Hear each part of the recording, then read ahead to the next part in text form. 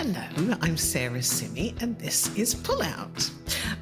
Today I've got OK and Hi magazine, and this one today is from December the 4th, 1976, and it's 10p.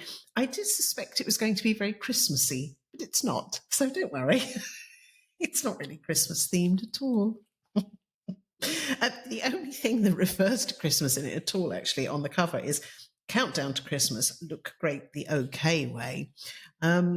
Really, that's just about losing weight, so it's not really particularly Christmassy themed. Also on the front cover is Mixed Doubles, fashion for you and your fella, and The Real Thing. They're gorgeous in colour, not black and white, obviously, as ever. I was going to move actually on to straight away into the Be a Christmas Cracker. There's some fabulous illustrations in here, and it's just about don't be fat at Christmas, really. It's always nice. There's a couple of lovely bits of advice. This is drink up. If you can't stand to drink tea and coffee without sugar, use artificial sweeteners like Saxin or Hermesitas. And if you can drink tea or coffee without milk, even better. Water doesn't contain any calories. Good to know, thanks. And it's good for you, so drink plenty of it. 2 glasses, morning, noon and night.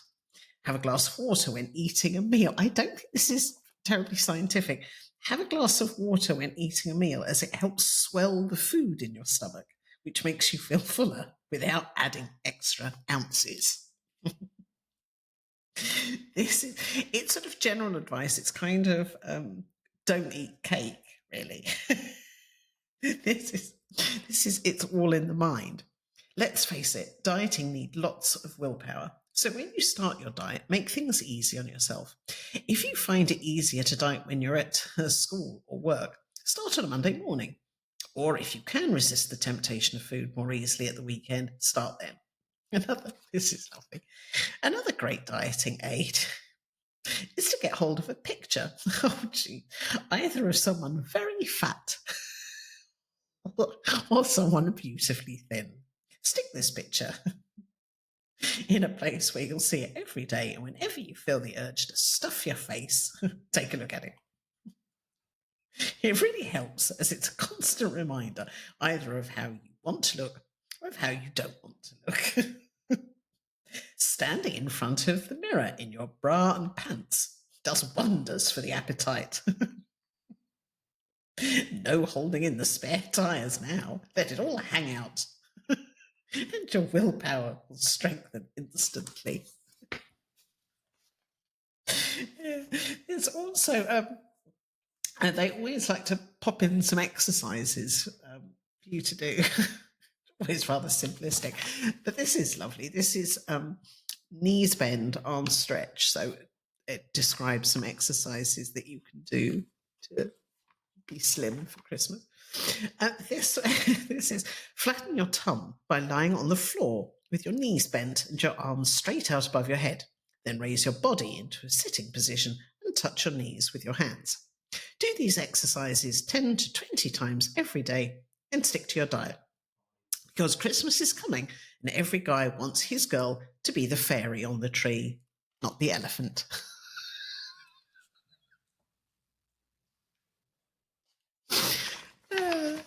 It's nice, isn't it? And then it says leg warmers and leotard from the dance centre, WC2. And she is indeed, the girl is indeed wearing a leotard and leg warmers. Looks very nice. Not the elephant on the tree, not the elephant in the room, the elephant on the tree. Anyway. Moving on, frankly getting tired of their dieting advice, which is rather obsessive. This is this really stood out to me. This is a quiz, but one of the questions, I just thought, I'm not sure these would be the 4 women that would be chosen now to be most like. Anyway, so the quiz is, are you a romantic? We don't mean do you enjoy romance? Of course you do. But some people are romantics with a capital R. Are you? Try this quiz and find out. Number 1. Which woman would you most like to be? A.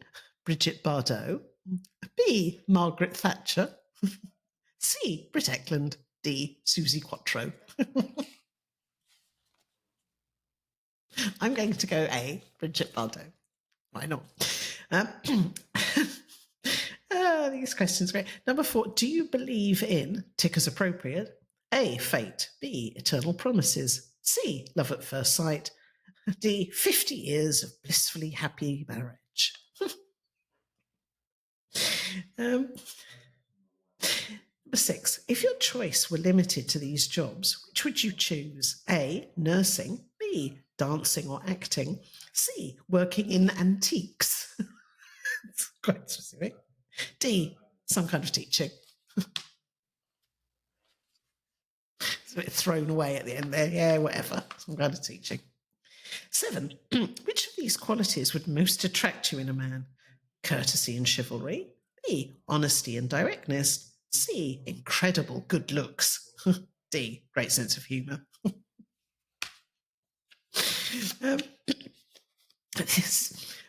Number 8. Walking with someone you love, do you prefer to A. Hold hands, B. Link arms, C. Cuddle each other, D. Not touch until you're alone? Number 9. When do you think is the best time for a girl to marry? A. Before she's 20. It's a bit young. B. As soon as she's in love. C. When they can afford to. D. Not before 30 at least. Number 10. Abroad on holiday, you meet a handsome Italian. Do you? A. Feel pleased. You'll have a great holiday. B. Fall in love immediately. C. Look forward to someone who speaks your own language. D. Worry about the future. Why would you worry about the future? I don't understand why you'd worry about the future if you just met a handsome Italian. I mean, you know. Dear. And then underneath the quiz is the fancy that, which is when we give fellas the chance to talk about girls. I think today it says, in our hunt for fellas, we found Jeff Jackson as Jeff. It's a very, very blurry black and white picture of Jeff. I wonder where they found these people. I fear that they probably just literally went out of the office and accosted a man in the street. It says, in our hunt for fellas, we found Jeff Jackson, but, and you're going to find this hard to believe, Jeff's a married man. I don't know why that's hard to believe. I suppose Trisha and I are one of the young married couples that everyone refers to, Jeff said. But as we started dating when Trish was 16 and I was 17, we know what we're doing.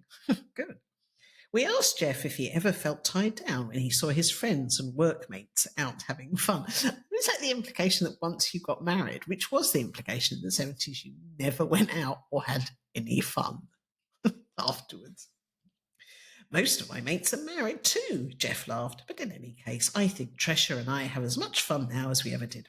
Being married, Jeff obviously has a very strong preference in the kind of girl he likes.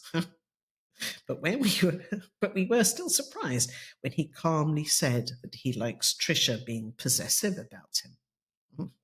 She's always been very possessive, Jeff told us.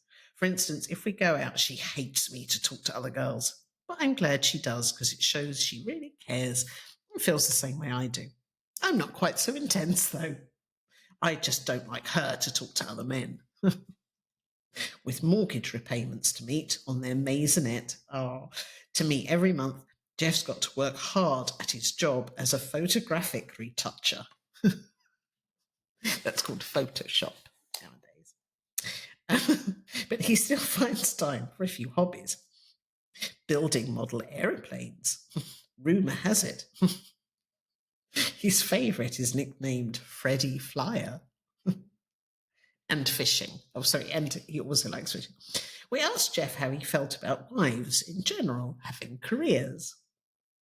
If you marry young like us, I think it's important that the wife does have some kind of job interest, especially as it will probably be a few years before Trisha and I can afford to start a family.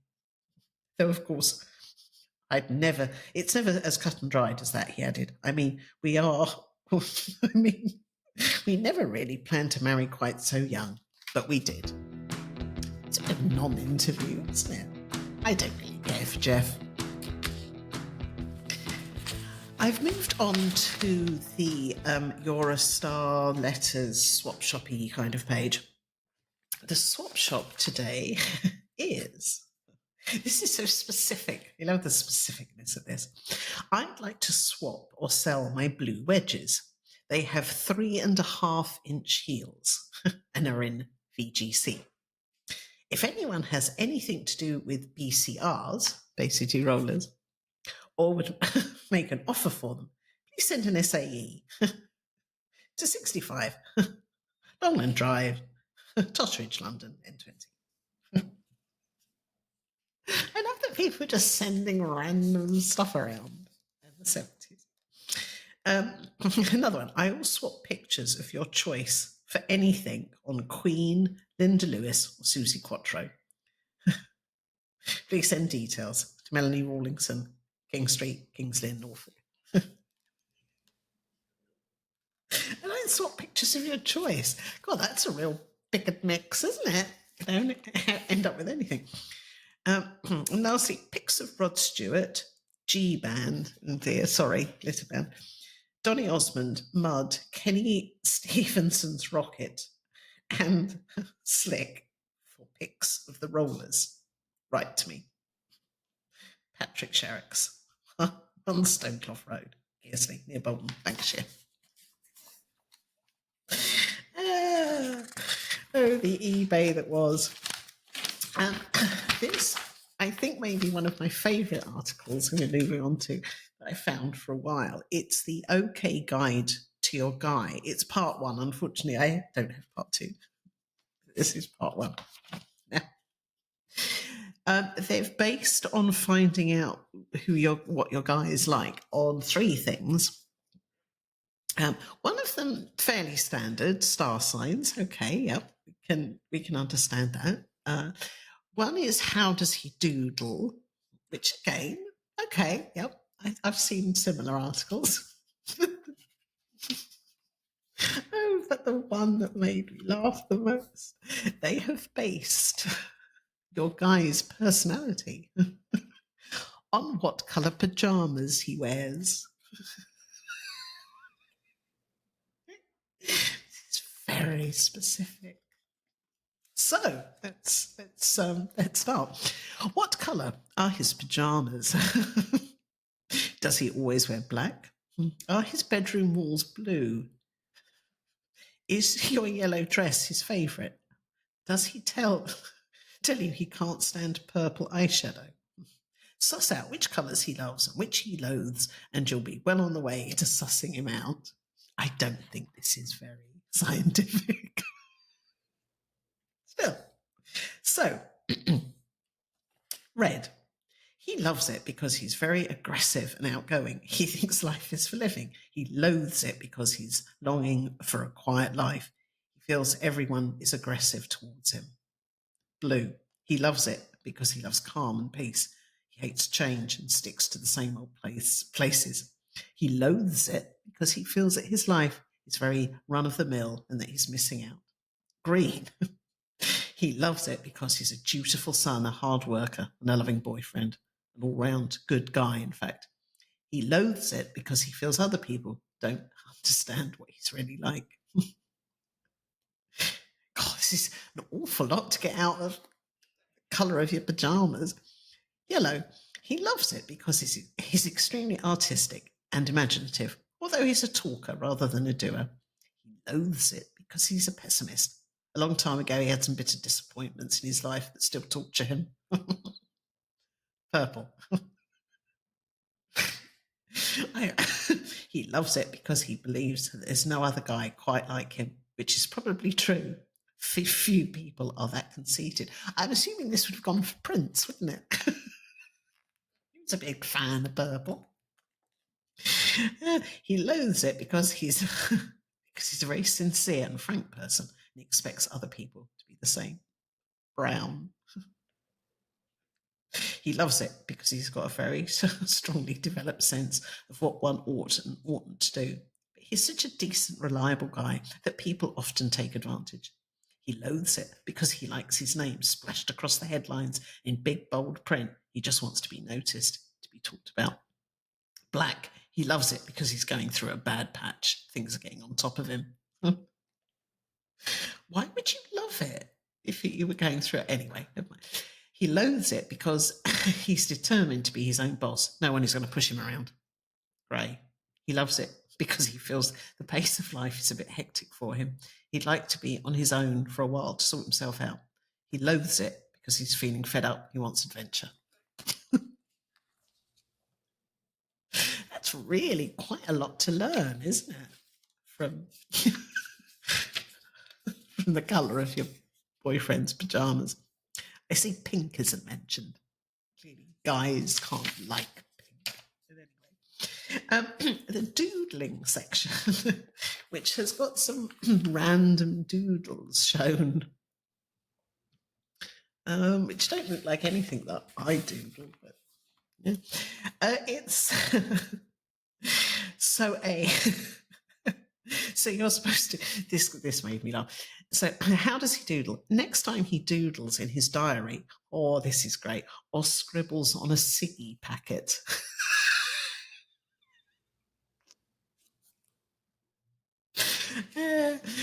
Sneak a good look. Those squiggles aren't meaningless. In fact, they can give you an insight into the way he feels about his relationship with you. Try it and see. Oh, a ciggy packet. Love it. So a repetitive pattern. This is a repetitive pattern here. A repetitive pattern suggests that he's very set in his ways. You're probably in the pictures on a Fridays and discos on a Saturdays routine. And though he's not trying to break away yet, he could soon feel in a rut. If it's circles, kind of overlapping circles, this one, hey, bossy boots, lay off. Traditionally, circles are the female side and squares are the male side. So if he sees himself surrounded by huge circles, it could be that you've been nagging him and he feels henpecked.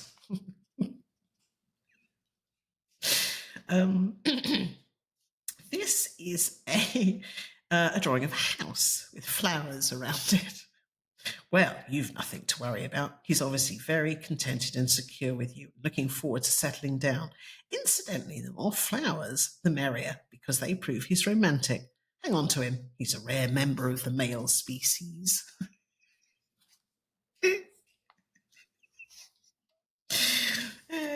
This one is a doodle of what looks a bit like a bullseye target. There's ways of interpreting this doodle, so you'll have to figure out which fits. Well, that's being a tad vague, I would say. He's a rather introverted guy who keeps his thoughts to himself. He may think you're a bit of a nosy Parker, and that'll put him right off you. On the other hand, it might just be that he wants you to mother him a little. There are a lot of fellas like that. A bit creepy. This is a sort of a crisscross doodle, which says, oh dear, signs that he's feeling trapped. Could be that your relationship's become a prison. He wants to break out of it. Maybe he's more heavily involved than he ever intended to be. Perhaps your possessiveness is making him feel claustrophobic, so cool it.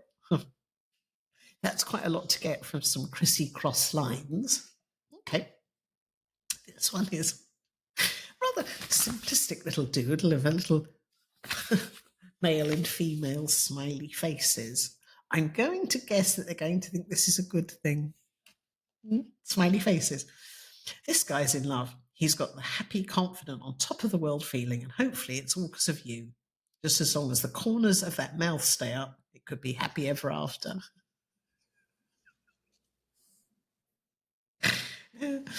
This one looks like some kind of 70s graphic. And this says, these neatly filled in doodles are a hint that he's very bored and fed up about something. Could it be you? That's not very nice, is it? Just because it's filmed in a doodle. And these are a couple of squares. There's some squares within squares. Boxes within boxes show that he's afraid of being lonely. He's hankering after a really strong relationship with you. Probably needs you to reassure him that you feel the same way about him. And then this, which just looks like the doodles of a mad person, which is just like little marks all over a page. This is, watch out, all those angry little stabs at the paper might mean he's bottling up a whole load of aggression. And it could well be directed towards you. Oh, that's nice. If you've been having a go at him recently. This doodle also means he's feeling impatient. Are you always half an hour late for a date? Don't keep him waiting, or he'll doodle furiously. And the last one is hearts. Oh, like we can't guess what this means. Hearts means lucky you. Need we say more? Well, I hope you have learned a great deal from the doodling.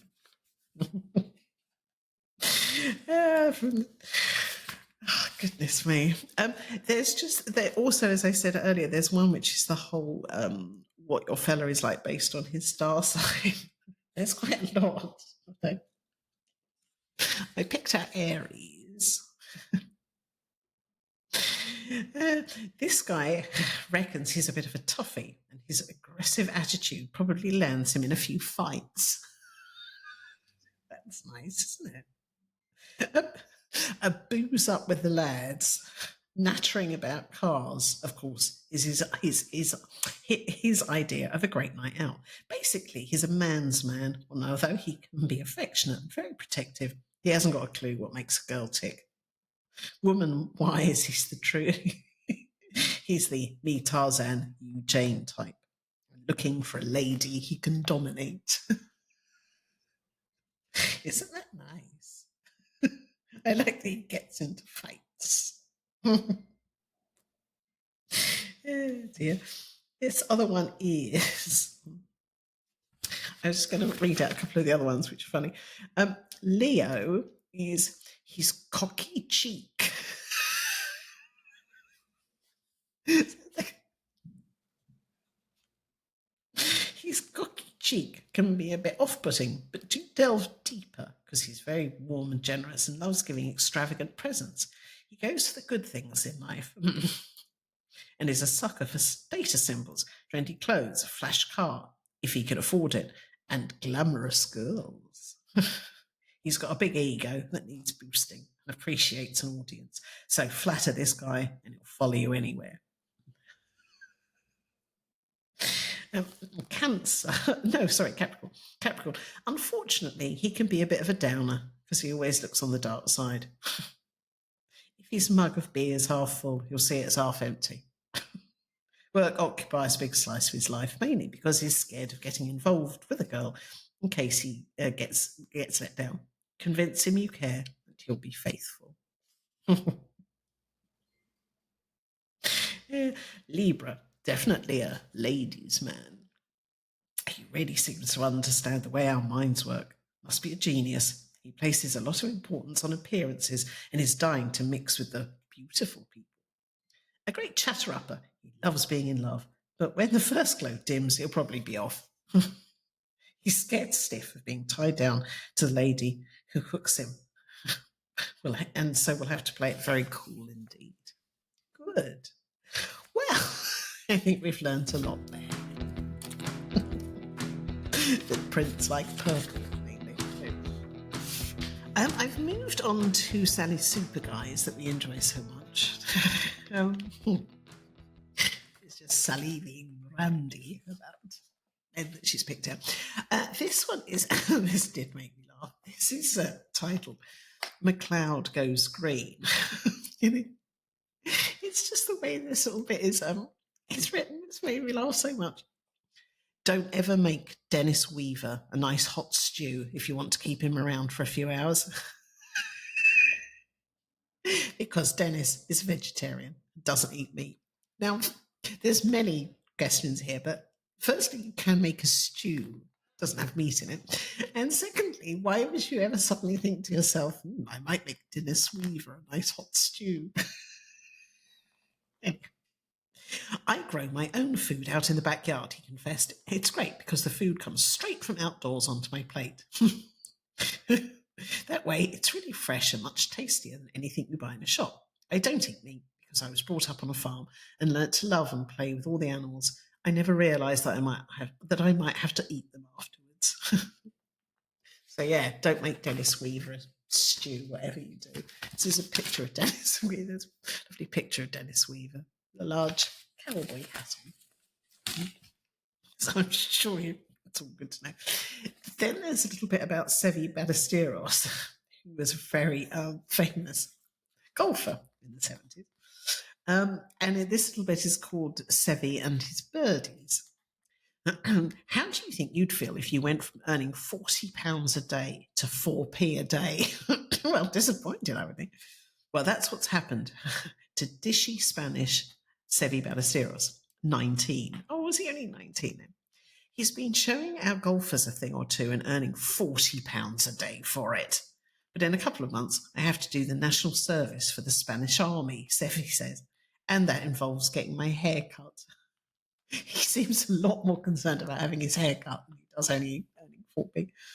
And that involves getting my hair cut and getting paid only a few pennies a week. Poor old Suzi. Never mind. I'm sure we'll still like him, short hair or not. He was known for having quite floppy long hair, so I'm sure it grew back. It was okay. And then we've got, this is called Hats Off to Chris. And this is about the real thing. We've got, as promised, the big colour picture of the real thing, which is a nice one to pop on the wall. And it says, so hats off to Chris. I went out to buy a posh top hat, as we all do at some point during the day. I went out to buy a posh top hat, Chris from The Real Thing told me recently. And then, because I like leather so much, I got my mum to cover it with silver leather. I had to get his mum to do it. Oh. I hoped it would go down well on stage, and it did. In fact, it nearly went down forever. Right in the middle of a concert, a girl tried to grab it off me, missed the hat, and got my bracelet instead. I don't care about the value of it, he moaned, but it was a lucky bracelet, and I dread what will happen to me without it. Tad over dramatic, isn't it? Anyway, get your mum to put some silver leather on a top hat later today. I've just moved on to, this is Rick Rules, okay, which is the gossipy section about singers.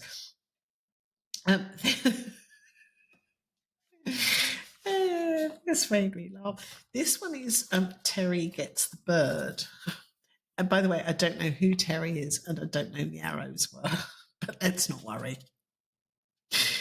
If you ever find yourself alone with Terry from Arrows, you'll find it very difficult to talk to him because his birds will keep interrupting. For once, by the way, this actually means birds as in feathered, not birds as in women. You'll be pleased to know. I'm a keen animal lover, Terry admitted to me the other day. Why would you admit that to someone? Yeah, I really like animals. I'm a right bastard. Terry admitted to me the other day. And at the moment, I'm filling my home with birds of all descriptions. The ones I've had the longest are my 2 parrots and a host of finches. I've tried to teach the parrots to sing along to the latest Arrows song, but it's a bit hard because they'd rather talk to each other than learn anything from me. The final humiliation is that the parrots prefer imitating the finches to me, and he means the feathered type. It's all a bit strange. Terry looks very nice. He's got some very, very flared jeans on. Obviously, very 70s. There's also some little gossipy bits at the bottom under, shh, you know what. This made me laugh, but it's not really that funny. But anyway. Paul McCartney was presented with a pair of Buddy Holly's cufflinks, the ones Buddy was wearing when he died.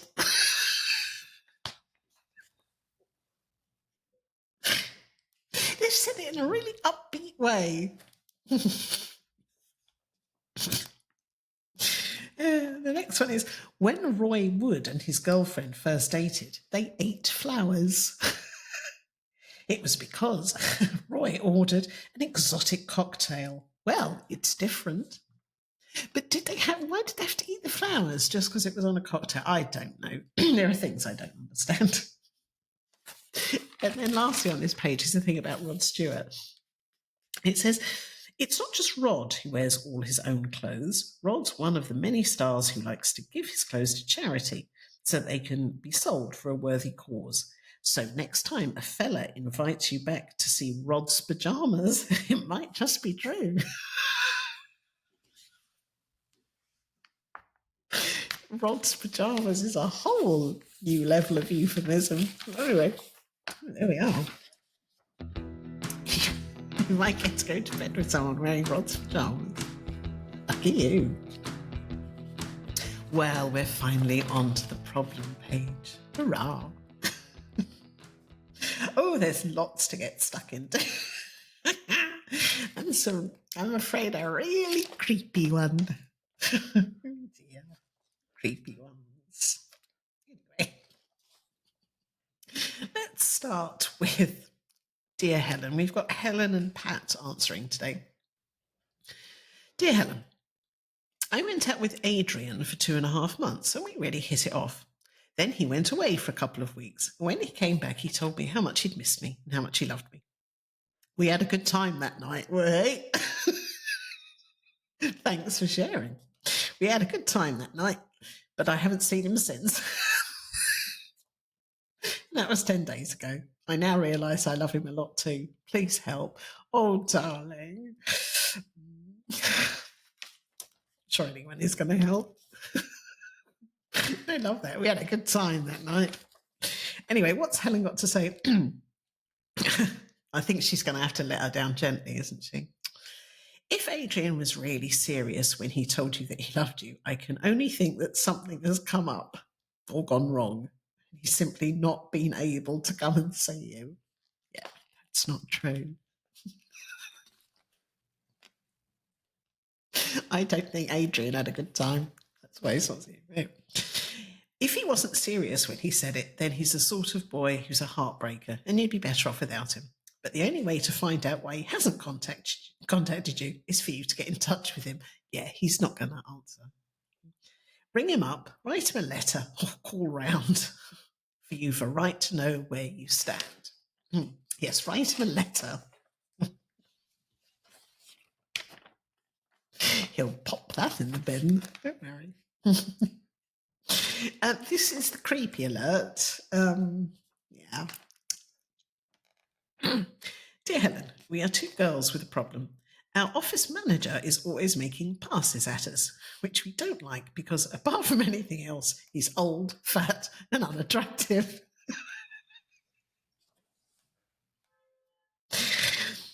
But we can't be rude to him because he's our boss. And we can't report him because it's the 70s. Because our general manager wouldn't understand and we might lose our jobs. Jesus. This is what Helen says. I'm slightly scared about the answer because some of the answers to these aren't really what you want to hear. Helen says, this sort of situation is always very difficult to deal with. My advice is just to be as cool and off-putting as you possibly can be with him without getting to the point of being rude. Settling on a happy medium, cool but not rude, can sometimes be a bit difficult, but once you hit the right note, keep your relationship with him strictly on those lines. Try not to speak to him about anything except work, and if he asks you personal questions or makes intimate comments, just ignore him as briefly as possible. Yes, or ignore him. He'll soon get the message. Even the most thick-skinned do after a while, and hopefully your life at work will be a lot more pleasant. Oh dear. I know. Let's not dwell. This one is Dear Helen. Every time I go out, I bump into a group of boys who call me names. I don't know what makes them hate me so much. Oh, but they do. They even call me gawky. I know I'm a bit skinny, but why do they have to hate me? Oh, one particular boy calls me names, but when I told his mother, she just told me to act my age. Bit harsh. Helen says, I don't think anyone hates you. You seem to have a bit of a low opinion of yourself, especially if you believe that some silly boys out for a giggle really dislike you. It sounds to me as if they're teasing you, so the best thing to do is just ignore them. Teasing, although it may not seem like it to the victim, isn't really so serious. Get over yourself. This boy's mother, who you have told, may not have been very sympathetic, but in a funny way, she's right. Really, the most mature thing to do is just ignore them. Helen's being a little bit hard there, isn't she? Finally, the last one from Helen. Dear Helen, I'm 16, and for the past year, I've kept a diary, which my mother read recently, without my permission. Yeah, I bet. She was disgusted by the references to what I've done with my boyfriend, Paul. Although we never actually had sexual intercourse. Good to know. Ever since, we've had continuous arguments, even though she said she wouldn't discuss the diary. I finished with Paul now, and I want to go out with another fella, but my mother won't let me. She says she doesn't trust me. Now, not only my mother, but my whole family won't talk to me. Oh, bless. I don't think that mother should have been snooping. Just saying. Helen says, it's sad when mothers won't talk about their fears and feelings to their daughters, and it's even sadder when it's because of a misunderstanding like this. The best thing you can do is try not to let it develop into a major family feud and try to avoid arguments with your mother. I've always found that the best way to deal with this sort of thing is to carry on as if nothing has happened. Oh, all right. Just be naturally friendly and quite normal to everyone in your family, and they'll have to treat you in the same way eventually. Ideally, though, it would be best if your mum would talk to you about your diary, but she won't, so try what I've suggested. That's it. Helen's over it. Just act normal. I feel so sorry for that poor girl. The diary poured over and now no one will speak to her. These are the Dear Pat problems. And I realised I made a little note to myself, which is periods and rumours. It sounds like some alternative Fleetwood Mac album. But anyway. So periods is, Dear Pat, since I started my periods, they have been painful and heavy. I went to the doctor and he gave me some tablets, which stopped the pain, but my periods are still very heavy. And the tablets make me feel ill, sort of drunk. Maybe she's just drunk. I feel dizzy and tired and I can't concentrate on my work. What can I do? I don't know what tablets he's given her, but I don't think this is good. Anyway, Pat says, always, if your doctor has prescribed some tablets or a course of treatment for you that doesn't help or makes you feel worse, just go back. Tell him how you feel and he'll probably change the treatment. Well, one would hope so. We're all different, you see, and react in different ways to different types of medicine. You've probably heard of people who can't take penicillin or react badly to aspirin. There might be an ingredient in your tablets which doesn't agree with you. Your doctor can't know what discomfort you are suffering unless you tell him. And these days, there is nearly always at least one alternative drug that he can prescribe for you. That's good. I feel sort of drunk. And this one is, yes, rumours. Dear Pat, my friend and I have heard several rumours going around about us, such as that we have been having intercourse with two boys who are really just friends with us. How can we stop these rumours? Pat says, people who spread untrue rumours are immature. They think it's funny, but they'd scream blue murder if anyone did that to them. What they don't realise is that rumours like the one you mentioned can cause so much trouble and heartbreak to the victims. I think the worst thing you can possibly do is go around angrily denying it to all. Because Yes, don't go angrily around at denial that you have had sex with these two boys, because it always looks a bit suspicious if people deny anything too much. Never complain, never explain. Anyone who knows you well will know exactly what your relationship with these boys is, and I reckon that your best reaction to anyone who suggests it's more than a friendship is to simply deny it firmly and without any fuss. Right. That's firm there today. Oh dear. So that's the end of this particular magazine. The ad on the back is for Look Now, which was another magazine, very red and white outfit. Are you a Look Now girl? I like to know the very latest fashion, and I decide what suits me. I like my makeup to be me, so I don't look like everyone else. Sometimes I feel terribly liberated, and sometimes I'm just an old-fashioned romantic. I think that's what's happening now. It's very important, and sometimes I wish I could change it all. I guess that's why I buy Look Now, because it's got as many sides as I have. Look Now, monthly magazine that's about everything that's happening now. Fashion, beauty, music, interviews, info, all the things you want to know about. So there we are. Look Now. What I find interesting is that it's an advert for another magazine, and yet there's no picture of the magazine. Not that that matters. And yeah, so that was the Christmas edition, which featured No Christmas, of OK and I magazine, December the 4th, 1976. I'll see you next time.